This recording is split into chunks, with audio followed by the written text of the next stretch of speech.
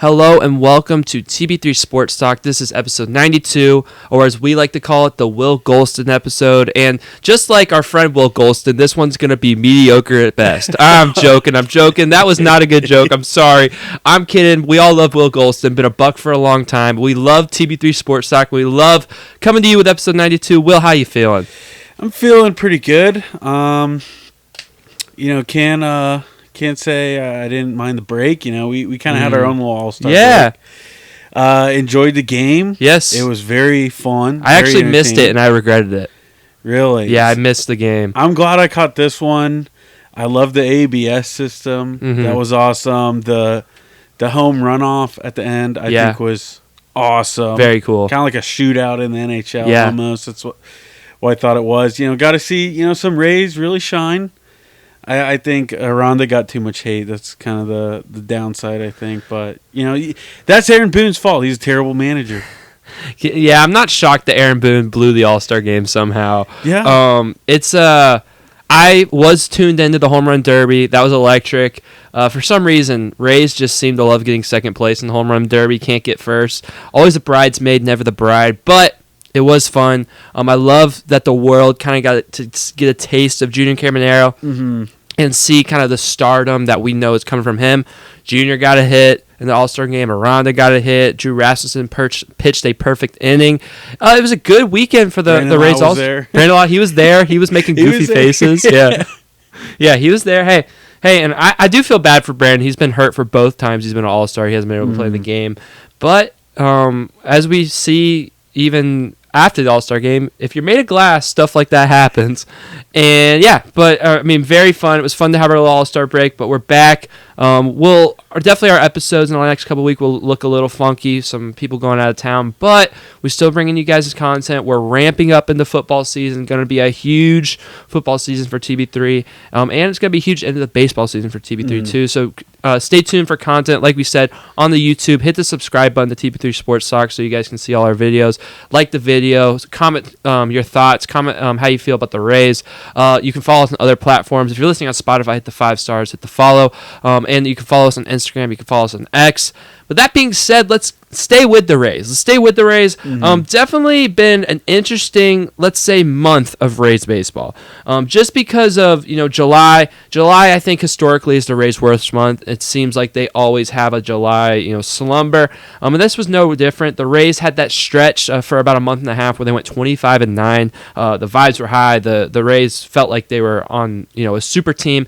But their highs were very high. But unfortunately, this team's lows have been very, very low. And they struggled going into the break. I think you guys talked about it some, but going into the All-Star break, you get 4 games swept by the Boston Red Sox. You lose a series to the Tigers. You lose a series to the Twins. You have a 2-8 road trip, and you lose, I think, 4 series in a row on the way to the All-Star break. Definitely not a recipe for success.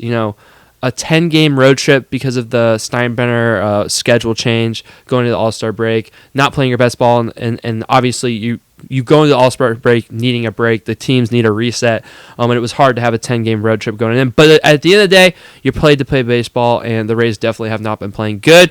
The Rays did come out, and they won a series at home against the Orioles. A couple nice wins at the All-Star break. They weren't able to complete the sweep, and then right now as we're talking, the Rays are getting smoked by the White Sox. So the Rays, consistent winning has not quite come back. We're definitely looking for that. But Will, what is your overall thoughts on this team? Do you think that what we've seen in July or what we saw in June is more of the Rays that we're going to see in August and September? I'm pretty frustrated because, it's one thing to lose, some series. It's no lie. Like the Rays have had a tough schedule, and they're going to have an even tougher schedule coming up with just how many road games they have. But, the problem is you can't lose 11 out of your last 14 going into the All-Star break. You just can't. And they went from a team that, was hovering around first place of the East. Now they're out of the playoffs completely, and I just think it's not looking good. It is not looking good for this team. I don't want to wave the white flag yet, but the more losing I see, and I think that's kind of the same thing with what Eric Neander is thinking is, the more losing he sees, the more likely they're going to be sellers at the deadline. So Yeah, I'm disappointed. I'm not ready to give up yet, but we got to see some winning soon. We got to. The Orioles was a nice start, but come on, the White Sox. Yeah. I mean, seriously. Yeah, if this score holds, the Rays better darn well win the next two against the White Sox. And if you win your first two series coming out of the break, you're in a good spot. I agree, but I do agree. You can't lose that many games going to the All-Star break, and it's not just that you're playing bad baseball. If the Rays had gone into the All-Star break losing, let's say, instead of 11 out of 14, 8 or 9 out of 14, right? That's still not great, but you feel a lot better knowing that it's like, all right, you had a rough patch, you're not playing good, but you had the reset. But instead, it seemed like the Rays took a full plummet down into the All-Star break, and I think the biggest reason for that is the amount of games they lost in that road trip that they should have won. I mean... I completely agree. Yeah, and I mean, the bullpen, I mean, it's well documented how we feel about the bullpen. We are not fans. We have recognized the shakiness from the bullpen for a long time, and it really reared its ugly head on this last road trip. I mean, you look back, 2 games against the Twins in a row where you blow leads late, multiple run leads, and then you had the first 2 games against the Red Sox where you blow leads late as well, getting walked off. That can't happen. I mean, when you have leads late, you should win those games majority of the time. I mean, and it's not just one person. I mean, you have Pete Fairbanks blowing the save. You have Brian Baker in his first game struggling. You have Kevin Kelly struggling. You have Mason Montgomery struggling and going back down to Durham. All of these people have just not played up to their level that they should be playing and that they can be playing. And I mean, we've seen this level of play from all these guys, in the past be much better. And the Rays, it's just the shaky bullpen has seemed to be contagious, and I think that's the biggest reason. But I am the positive. I am the Jolly Roger. OG people know about that. So I do think that if you can clean up some silly mistakes, I think this team is still really good. I still have a lot of faith in this team. Yeah, and I do too, but I just think the big thing is I think there's a huge difference between how this team could buy at the deadline. If they were a team that's hovering around first place in the East, how big of buyers are they then? I know the Blue Jays went on a huge tear and kind of really took control of that first place spot, but the Rays didn't do anything to stay afloat, and now it's like, well, what do you do if you're hovering in the wild card? I don't think they're currently in. I'm pretty sure they're not. They're a game and a half out. They're a game and a half but out. I mean, yeah. How much are you sellers or buyers then now? You kind of hurt your chances of really adding some more guys. I feel like that's another thing. I do agree, but I do think if a wild card is attainable or really right there for you, and I think the Rays have just as good of a chance as anyone to get that wild card. I mean, Boston, they've been hot lately, but I don't think they're going to continue that strong play. Seattle is Seattle. I mean, Cal Raleigh's having a historic season, but I don't really trust Seattle over the test of time to play consistent baseball. I think the Rays still have a really, and even the Yankees have been shaky at best. So I think all of those teams that are in the wild card right now, the Rays could easily pass. But that kind of lends me to the point of this next week and a half to 2 weeks of baseball up into the trade deadline on July 31st is the most important stretch of baseball for the 2025 Rays of the entire season.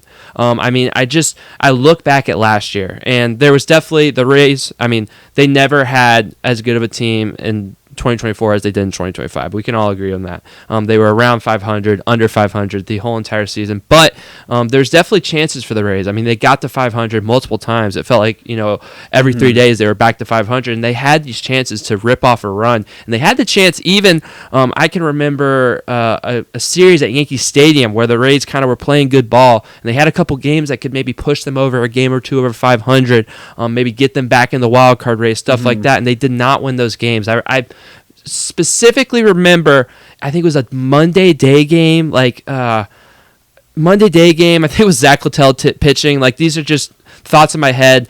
And I remember the Rays, we were like, man, if the Rays can win this game, they'll go, maybe it was 1 or 2 games over 500. They'll come back home, and maybe in the deadline, they'll keep these guys, and maybe they'll add a piece, and they'll push for a second half playoff push. They did not win these games. They did not take advantage of this last couple weeks before the All-Star break or before the trade deadline.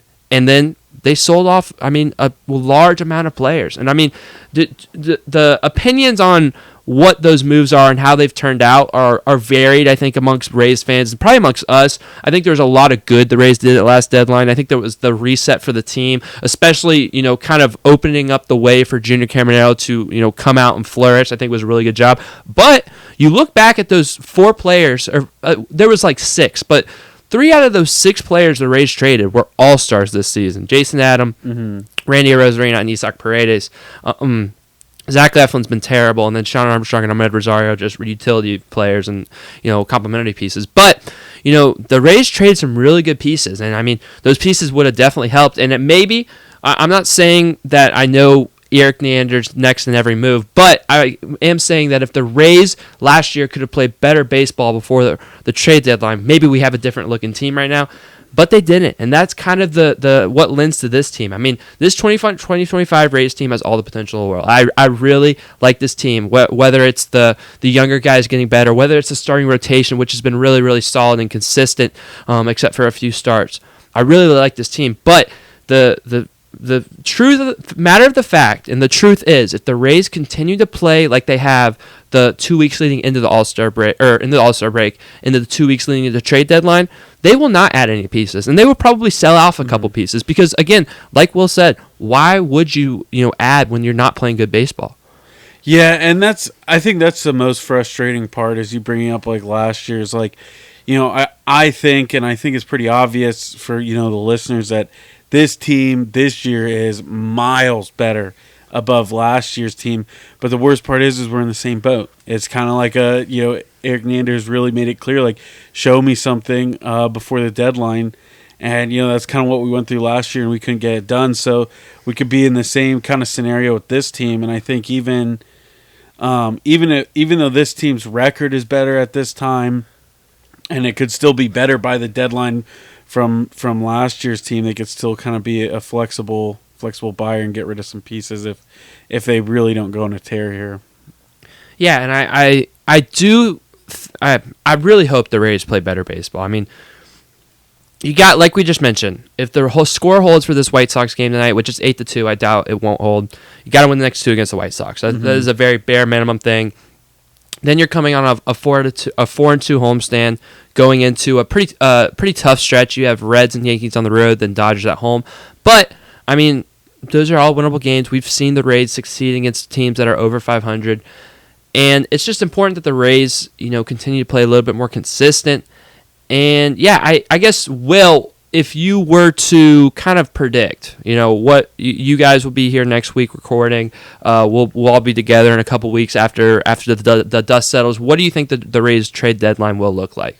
Yeah, I mean, I think I don't see it going very well. I think the Rays will stay at least competitive enough to where I doubt we're going to see something as drastic as last year. And they really don't have the pieces, and they're not willing to give up the future. Like, you're not going to see, any of our young guys go. That would be utterly ridiculous. But I think, classic Rays, I think it's going to be, well, we needed a bat and we got Ha-Seong Kim. He's kind of like our trade deadline acquisition of a bat. We got him. He's been playing well. That's kind of been their bonus. I think reliever wise, I think they'd want to pick up another lefty, another solid lefty. I think that would be kind of their big move because they already got Brian Baker. So you'd get one more guy in the bullpen, and other than that, I think we'll probably see one of the starters go. I know, like, they've been shopping Taj Bradley around. I think Zach Littell, his time might be up. It's one of those two, and then maybe even Pete Fairbanks, just because he would probably have a higher ticket. I know he's been inconsistent at times, but there would be somebody I think who would be willing to pay pretty nicely for him. So that's my prediction. Probably no bats, maybe a lefty reliever, and we'll probably see a pitcher go. So you don't think we'll see a guy like Brandon Lau or Yandy Diaz get traded? Ooh, it depends. I don't think they'd be that bad. I don't think so either. I think they'll still be hovering around the wild card, and they'll have enough reason to keep them. Yeah, and I agree with you. I think you look at Yanni Diaz and Brandon Lau. Yanni Diaz just signed. He changed his contract, signed an extension. He's on a very team-friendly deal, and he's not on an arbitration deal. That is an important thing, and so is Brandon Lau. Brandon Lau still has some team options. He is under another team-friendly deal. Both of them are making about, I think it's like in between 8 to 12 million for both of them, which again is higher up in the Rays payroll, but they've shown that they deserve that, and also that it's still very team-friendly deals. And an important thing to note is the Rays in recent years, especially last deadline, they have been prone to trading people on arbitration deals. Zach Eflin was on a actual contract, but Randy Arozarena, Isaac Paredes, Jason Adam, all these guys were on arbitration deals, and the Rays have looked to move these guys because those fluctuate so much, and you don't really know the future of those deals like you know the future of an actual contract that is signed through free agency or through an extension. And both Brandon Lau and Yandy Diaz are on those deals, so that's why I think those guys will stay around. I agree, and I think the Rays won't bottom themselves out of contention by the trade deadline. Yeah, it would have to be pretty extreme for them to, I think, be there. They'd have to lose every game just about. For sure. And it's not that far away. So. Yeah, absolutely. It's just a week and a half. Just a week and a half. And I agree. My hot take, and I think Rays fans will probably disagree with me, but I think it's sometimes you got to think with your head, not your heart. I would love to move on from Pete Fairbanks at this deadline. I really would. Pete Fairbanks has been very inconsistent. I don't think he is the guy that he used to be. I think he's really only on the decline. I love Pete Fairbanks for what he's done for Tampa Bay. I have nothing but respect for him for what he's done on the field and off the field. Definitely a Warrior, definitely a Rays legend. But, I mean, his swing and miss and his strikeout rate are at career lows right now. Just the confidence in him is just as shaky as it's ever been for me and Rays fans. I agree. This is like, everybody's going to have a bad game, but like this year with Fairbanks, I mean, you really don't know what you're going to get every single game. Yeah, and even when it works out for the Rays, you never feel good about it. Yeah, I mean, Saturday was or Saturday. You're shaking in your boots. Yeah, absolutely, and it's just like. Pete Fairbanks still has good enough numbers, and he hasn't been on the decline long enough where his value is still going to be very, very high. Relievers that have pitched in high leverage situations are uber valuable at the deadline. All these teams are looking to add bullpen help, and I mean, even though obviously I would like to have Jason Adam with the bullpen right now, like he would be definitely a nice add.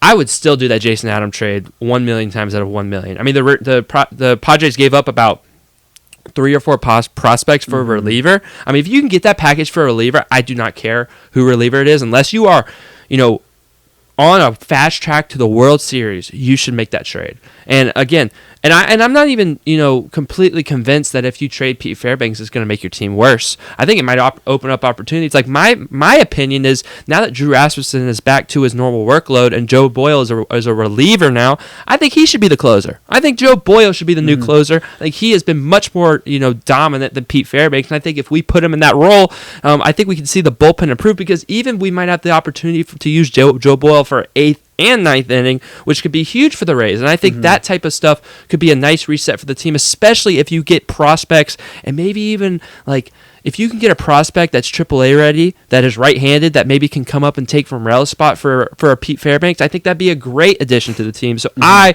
would be all about trading Pete Fairbanks. I think you could live without Fatty Clevenger. Yeah, I mean seriously, if people, I think teams would be enticed with his stats and his ERA. That's another guy we'd be fine and dandy with that. Yeah. I mean, seriously, like if you get rid of Clevenger and you bring back up Montgomery from Durham, I know he's struggled, but I mean, he threw 102 miles per hour in Durham. Maybe a reset would do him well. Like I would love to make that move, even with a guy like Taj Bradley. I know he's had a really nice stretch. I think it's here. I was actually going to look. I think it's been 3 or 4 good starts for Taj Bradley. He pitched a gem on Friday. It's July. Taj Bradley, when it hits July, he just pitches a little bit like different. Flight in June, man. Yeah, seriously, it's Flight in June, Taj in July. But I do want to look up because I know he's had some really, really good starts in this last few. I think it's been so look, last 3, 6 innings, 0 earned runs, 6 innings, 1 earned runs, 5.2, 3 earned runs. And that's his last 3. Very, very good starts his last 3. If you can get a team, I mean, he's a young pitcher with good stuff. You could get a little bit of a haul for Taj Bradley. I mean, even if you maybe package like a Pete Fairbanks and the Taj Bradley, I think the Cubs are interested in a package like that. Was what was rumored today. you could get a haul for that, and you could get PCA. games. Yeah. We'll take Kyle Tucker back to the hometown. But yeah, I mean, those are the type of guys that I would be very, very excited to move on from, because I think they have high value, and I think that would be the type of Rays trade to get them at their highest value before they decline and get better players. Guys, I would not want to trade Yandy Diaz and Brandon Lau. I love those guys. I think they are so instrumental to our team, and I think the prospects coming up behind them at their positions are not quite ready to play this year or even next year. So I think keeping those guys would be very, very wise. Another guy, Littell. I don't think you would see Littell and Bradley go. It would definitely just be one or the other for sure. Yeah. And again, I would. Whatever you get the bigger package for, I guess, is my thing. Like, really, truly, whatever pitcher gets the bigger package, I think is the one that should be shopped. And that way, either if Shane McClanahan ever pitches again, he can. I saw there was some. He had a bullpen today, and Kim Cash said he didn't feel very good. So I don't know about him, but if not, you have Joe Boyle ready. Maybe you can, give Ian Seymour a crack at the starting rotation. I would love that personally. Stretch him out, that'd be nice. That could be an option. I mean, he's already probably stretched out because he's been a starter in Durham. So I don't know. It's just options. But I think to go back, I do think we will see some sort of buy and sell from the Rays. That's kind of what they do. Flexible buyers. A flexible buy. I think we'll see some guys go, but I do think we'll see some guys come in. Like you said, a reliever piece. I am of the opinion that I think a right-handed bat, a right-handed outfield bat will come into the Rays. It might not be your flashy. It might not be the Brent Rooker. It might not be the Taylor Ward. It might not be that, but it might be a supplemental guy that can platoon and hit lefties, because the Rays have just been so abysmal against left-handed pitchers. And Christopher Morel has just run his time. Tyler O'Neill. Yeah, I mean, seriously, I he would be lovely. I think it's a little bit too big. I think another guy from the Orioles that might be a name is Ramon Laureano. He's more of a utility bat. Another guy like the Diamondbacks are selling, maybe like a Lourdes Gurriel or Randall Grichuk or guys like that. Are just guys that can platoon in right or left field, that can help the Rays be better against left-handed pitchers. Because if you get in the playoffs, you got to think about this. You play Detroit, you got Screwball. You play New York, you have Max Fried. You play Houston, you got Fromber. You play Seattle, they got.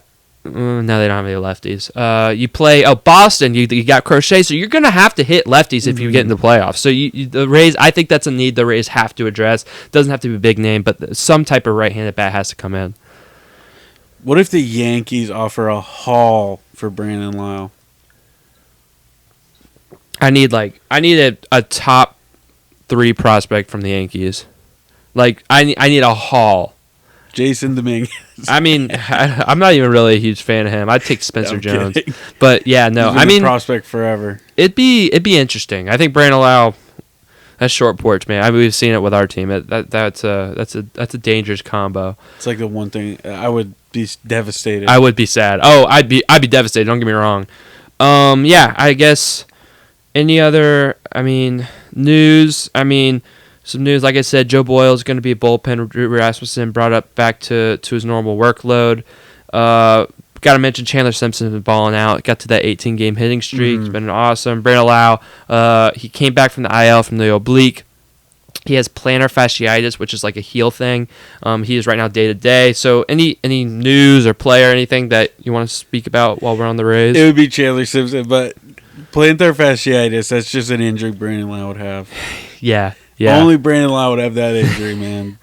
Yeah. But Chandler Simpson's been awesome, man. Mm-hmm. He is.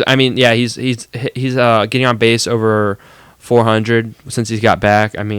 Over 800 OPS. Had that 18-game hitting streak. He has been amazing. Mm-hmm. Yeah, he's just a spark plug, and you just see what he can do. Coming up with clutch hits against the Orioles and stealing bases. You just totally throw teams off, and they have to worry so much about him. It just makes the Rays so much more dangerous. And I'm excited. I'm happy. I'm so happy that he's on our team and that he's really come up and done well. He is. I will say this openly. He is playing much better than I thought he would. I really was not sold on the Chandler Simpson experience. I knew that the speed was there. I knew the stolen bases, but I was not convinced that he really could continue to hit at such a high level at the major leagues. I just worried about the upper velocity. I worried about the eye and the willingness to hit the ball out of the zone, which would lead to too many ground outs and pop-ups. I really was, but he has blown me out of the water with his bat control, his ability to hit with 2 strikes. Ever since he came back down, his eye has been really, really good. He's been taking a lot more pitches. I think he's only struck out like 4 or 5 times since he came back up in like 20 games. I mean, that is really, really good.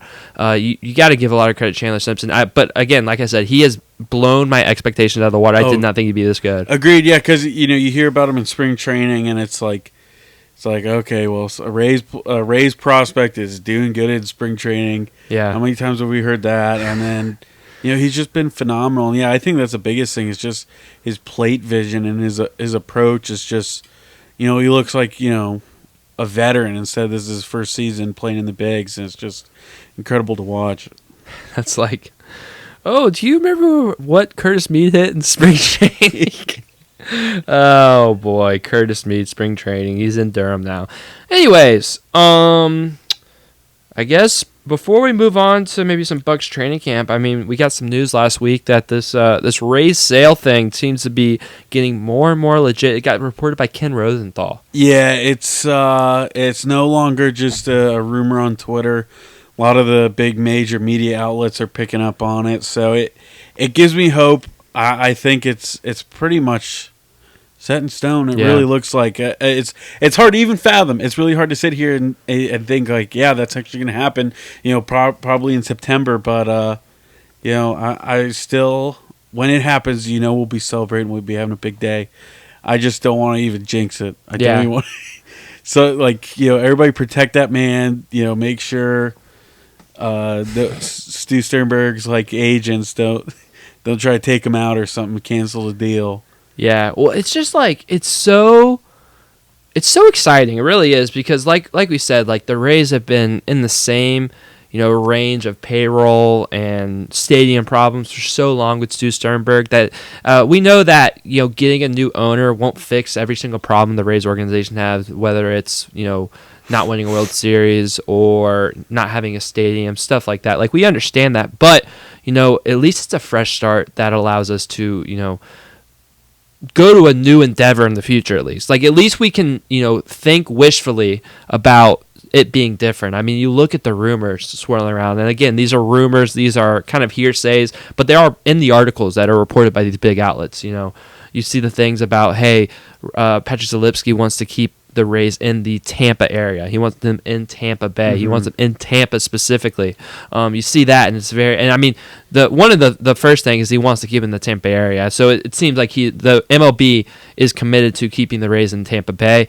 But I think Zalipsky wants to put them in actually Tampa, which I think would be huge for the attendance and just for the organization. I think we've seen that Steinbrenner, while obviously there's been some ups and downs with weather or with heat or whatever. The rate, I mean, I think it was 47 out of 52 games sold out, and I understand it's a small ballpark, but I do think the people have come out to Tampa. And also, you see the things about the payroll and about how the Rays have been around $70 million, and they want to increase it to 130, 140, 150. And again, I get it. We don't want to be too. It sounds too good to be true. It sounds too good to be true. But again, that's not pushing us to the top of the league. That's just making us average. And it's if the Rays have an average payroll and they're able to keep people around, I mean, shoot, it's the possibilities are endless. I know. You get really excited, and I just hope it all works out. And yeah, man, it would be nice. It'd be nice to have that land where Steinbrenner is right now. Yeah, for the new stadium. I don't really like it. Ybor Harbor seems to be opening up as an option. Yeah, and I know that's Tampa, but I would hate if it was in Ybor. I'm not going to lie to you. I'd rather have it in Tampa, around the airport. I think if they could use that property by Raymond James, the parking might be an issue, but I think you could build a parking garage or something like that. If they could use that, I mean, it would be amazing. It would be awesome. Just have Del Mabry as Stadium City. That's amazing. It would be far from me personally. I'm not totally against the fairground area being used across from Hard Rock. I think that could be a cool idea. and a cool way to get some extra revenue for the Rays to use on players like that. I would, Fairground would be okay just because it's more accessible. Like, I just, selfishly, I think of the nightmare, like, going through all the streets in Ybor trying to get to a packed stadium. No, that is true. Awful. That would be a park far away and walk to the stadium type atmosphere for sure. But then I don't know if you want to walk through Ybor. That's another. Anyways, they're totally valid. What was I gonna say? Oh, there's been some rumors circulating that the ownership is like already kind of got their hands on the team, so the Rays might go out and get a big name at the trade deadline. Not buying it. Not buying it. I'm not really gonna fall for that. If it happens, I'll be ecstatic and I'm happy to be wrong. But I'm not buying that. So if you're listening to this, I wouldn't buy it either. Yeah. Any more Rays stuff? Just win, please. Let's get to the playoffs. Seriously, celebrate. Yes, let's win some games, so we can have a nice deadline. Let's get back to the way we were feeling just 3 weeks ago. Mm-hmm. That's it. I believe in this team. I think this team will get out of this funk, and I think after the trade deadline, I think we're gonna have an amazing August. I don't know how many games, like 28 games. Let's say the Rays are gonna go 18-10 in August or whatever, however many. Yeah, I look. Bold. But I'm gonna put this on the record. You know what I'm saying? 26 games in August. The Rays will go The Rays will go 16-10. 16-10. 16-10. It'd be awful to say 13-13. I don't know. I'm not waving the white flag, but I'm not feeling good. I'm not feeling good anymore. That's fair. Gotta show me something. All right, let's show something to Will, Tampa Bay Rays. Please. But so moving on, the Tampa Bay Buccaneers are going to be back next Monday for training camp.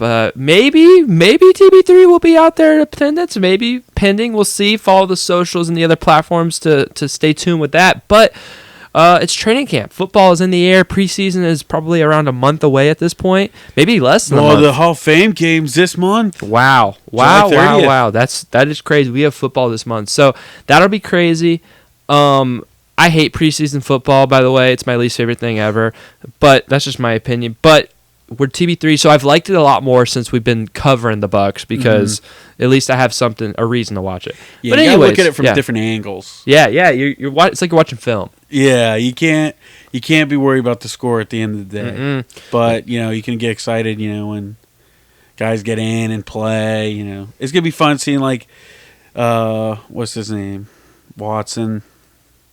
Desmond Watson. Yes. Seeing him Shiloh. Those are going to be fun. You're going to get excited to see those guys in the game. Yes. Well, that's my question. We're moving to preseason, but we're going to talk about training camp right now. The practice, the scrimmages, the first, talking to the press, stuff like that. Will, is there anything you're specifically looking for in stories or in film or whatever when you're evaluating and keeping track of Bucs training camp? I think the biggest thing is, how to replace Tristan Wirfs for the time being, at least 4 games. I think the good thing is that they got time. It's not like he goes down the middle of the season and stuff like that. You haven't started training camp yet, so they've had some time to evaluate. They picked up Charlie Heck. Will this guy? It kind of seems like he'll be the guy at least to be, coming in as one of the tackles.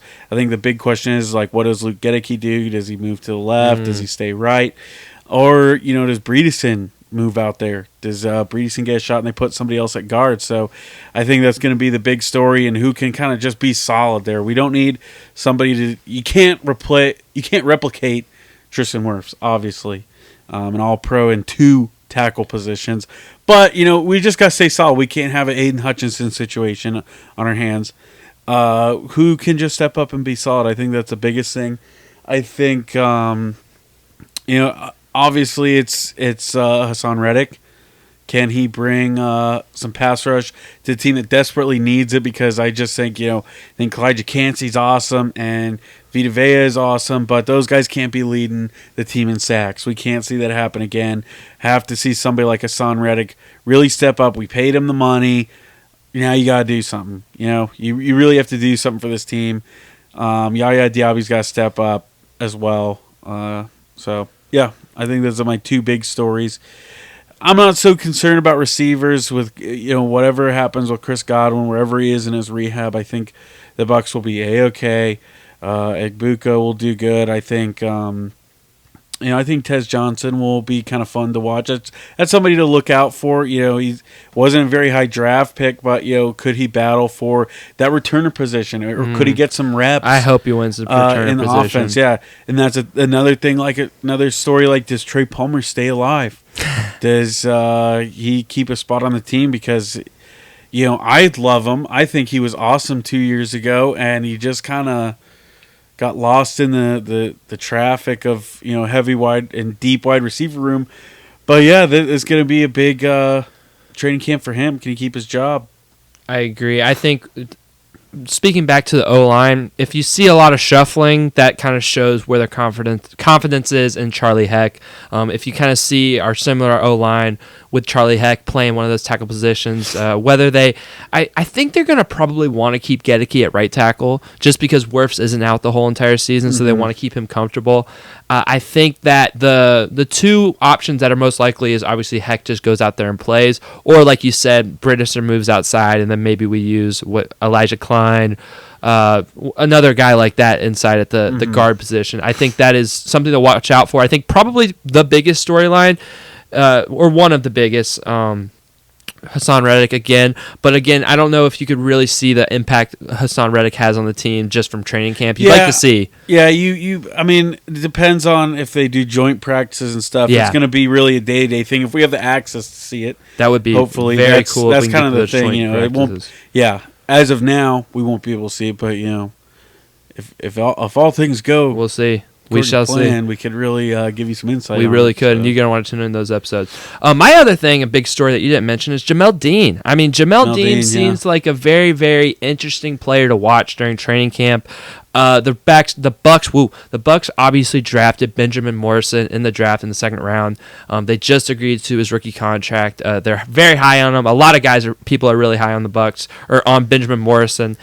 And that kind of leaves Jamel Dean in an interesting spot. I mean, obviously, he had a tough season last year, whether it was with staying healthy or having some bad games. But me personally, I'm a Jamel Dean defender. I think he's had a lot of really good moments, and I think the Bucs have put a lot of pressure and put a lot of weight on his shoulders, and he gets blamed for a lot of things where a lot of times where it's just like, he's put in terrible positions, is my opinion. But Jamel Dean is definitely a candidate to be a post-training camp trade candidate, depending on how the or how the Bucs situation goes. How is Jamel Dean playing? Is he still going to be the starter? Is he going to be, in a rotation? Is Benjamin Morrison just that much better than him, or is Jamel Dean taking a step back? Is he worth the depth, or should the Bucs trade him? Like, it's just an interesting thing because the Bucs did pick up depth with the Lions cornerback too. So, yes, and it is interesting because again, Jamel Dean does make a hefty sum. So if he's a type of player that looks like isn't going to play much, it's definitely an option for the Bucs to look to trade him. Personally, I think Jamel Dean will be the starting cornerback week one. I think the Bucs are going to try to have that depth. They're going to try to maybe rotate a little more with the corners, see how it goes. It'll be interesting. The nickel is also an interesting position to watch. You got Christian Eisen and Jacob Parrish pretty much duking it out. I would say that nickel spot. Tyke Smith going to safety. It'll be interesting to see how he switched to that role. From all reports, it seems like Tyke Smith seems like he's been born to play safety. He seems excited, revved up to do it, and I think it's going to kind of generate a lot more turnovers from that safety position. We call him Turnover Tyke on the podcast. He had a really good season. Then also my other thing is Josh Grizzard. I mean, this is our first look at what his offense is going to look like. Is it going to be pretty similar to Liam Cohen's? Is it going to be different? Can we notice a change if we didn't know that it was a new offensive coordinator? It's going to be interesting to see. I would predict it's going to be very, very similar, which I think is going to be good for this offense, for the returning players, especially Baker Mayfield, who has had to deal with so many offensive coordinators. But yeah, I mean those are some other things that I'm looking out to watch. Mm-hmm. Yeah, I think with Jamel Dean, it's really just what Jamel Dean wants to do. I think like you said, I'm a believer in him. I'm a Jamel Dean truther. I just think if he can stay healthy and if he has the desire to, be the starter, he will be. I think it's really a mental thing for him, and physical thing if he can stay healthy. Health is wealth for Jamel Dean. I agree. Yeah, it'll be very interesting. It's good to see the pads come on. Football will be back. The pewter helmets are back out in action. White creamsicles. What are your opinions on them? I love them. I mean, I think you can't really go wrong with them. I would have liked to see creamsicle pants. Mm-hmm. Not gonna lie to you, I think that would have been awesome. I know Joel mentioned it on the show last week. There is a pretty bad losing streak with the OG, the 76, original aways. So maybe we should have gone to the red numbers with the creamsicle outlines instead. So that'll be interesting to see that. But it's awesome. It looks really cool. I can't wait to see him. Because they're wearing them against the Jets, the home opener, right? So home opener, but then I saw something today that they're going to wear them against the Seahawks. They're wearing them at the Seahawks because the Seahawks are going to wear their throwbacks too. That's crazy. That's going to be an all-time that's going to be an all-time uni matchup. So 3 creamsicle games for the Bucs this year. Mm-hmm. That's great. So my opinions is when I first found out that it was going to be all white, I heard the rumors. Like you said, I really, really wanted to see the orange pants. I figured out that it wasn't going to be that. And I was kind of like, all right, that's cool. But I was like, I think the orange ones are going to reign supreme in my head. I don't know if I'm going to be like loving these ones. And when they came out and I saw them on Baker Mayfield and Mike Evans, I was shocked at how much I truly liked them. And I think I'm going to come out and say this. I think I like the all whites better than the orange creamsicles we saw last year. And I think that was not something that I expected myself to say. But they're clean. I love the stripes on the shoulders and the lettering with the red and the orange is chef kiss. It is amazing. I think they look really, really good. I think they will look good against those. That would be an all-time matchup for sure. Mm-hmm. But yeah, I think I like the all whites better than the orange, which is something I did not expect myself to say when the rumors were coming out. Yeah, they're really cool. For some reason, it was like controversy on Twitter because I guess in the team store, and this a lot of people on Twitter don't have a lot to do, I guess. Jobs. But some people were upset that they had Tom Brady ones in the store. Oh, really? Team store.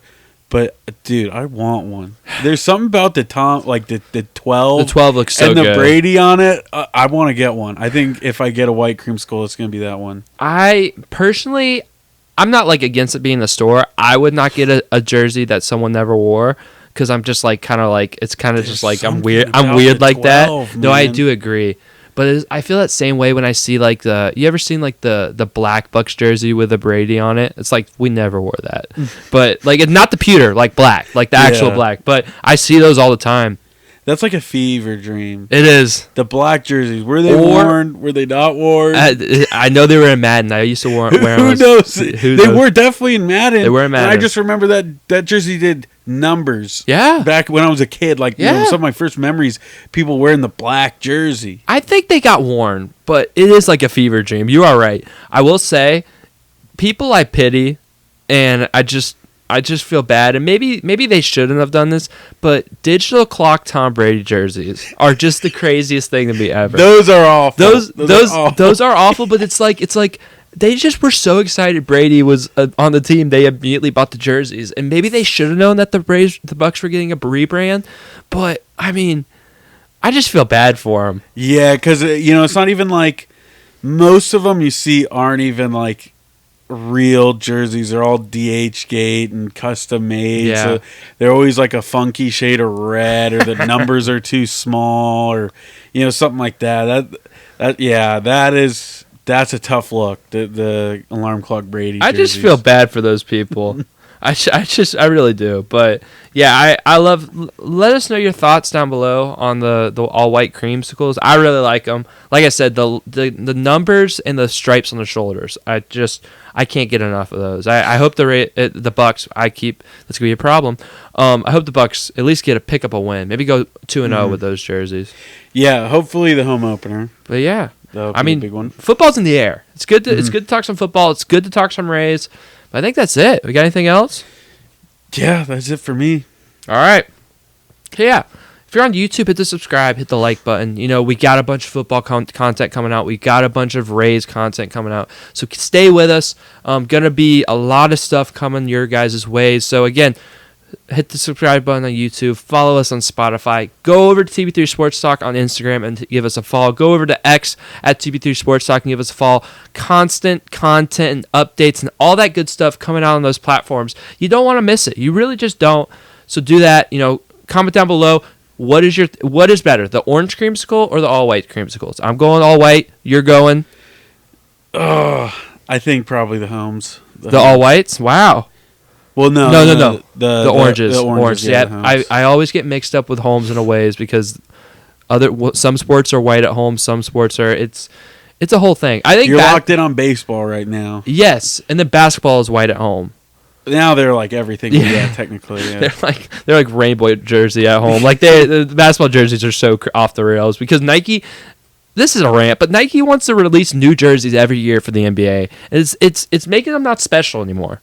Yeah, I like it and I don't like it. It's fun getting new stuff, but then like some of them, I know some of the teams like they're just getting the same ones again. Some of the teams are, but when they first were introducing these jerseys, like the associate jerseys, whatever, there were so many cool ones, but because they were cycling them year in year out, like they got rid of so many cool ones and they just had to go to other ones and they weren't as good. It's just like if you have a fire jersey like that, you got to keep it. Yeah.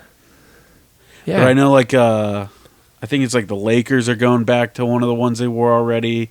I know the Nuggets are going back to the same ones. Well, I hope they go back to the good ones.